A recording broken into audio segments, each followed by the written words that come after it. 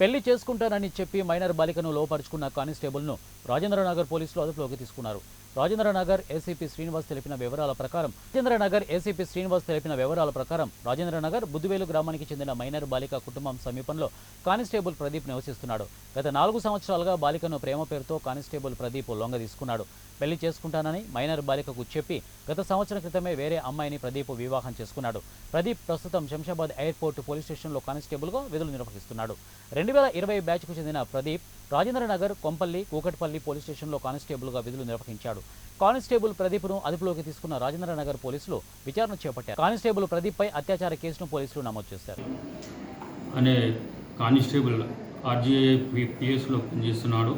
అతను గత 4 సంవత్సరాల నుంచి ప్రార్థనకు వచ్చినప్పుడు పరిచయంగా ఏర్పడి అతని ద్వారా ఆమెకు మాయమాటలు చెప్పి పరిచయం పెంచుకొని పెళ్లి చేసుకుంటానని చెప్పినాడు.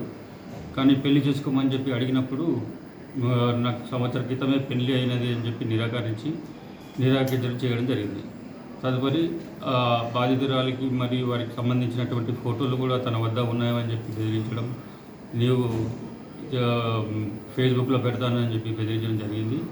ఇతను కానిస్టేబుల్గా గత 4 సంవత్సరాలకి 2020 బ్యాచ్కి సంబంధించినటువంటి వ్యక్తి ఎడ్వేర్ షీరాబాద్ పిఎస్లో ఫస్ట్ పోస్టింగ్ చేయడం జరిగింది. తర్వాత ఇప్పుడు ప్రస్తుతం ఆర్జీఐ పోలీస్ స్టేషన్లో వర్క్ చేస్తున్నాడు. ఇతన్ని ఈరోజు మేము అదుపులోకి తీసుకోవడం జరిగింది చెప్పి అంటున్నారు. అడిగినందుకు పెళ్లి చేసుకోమని చెప్పి అడిగినందుకు నిరాకరించినాడు. ఇతనిపై పోక్సో చట్టం కింద కేసు నమోదు చేయడం జరిగింది.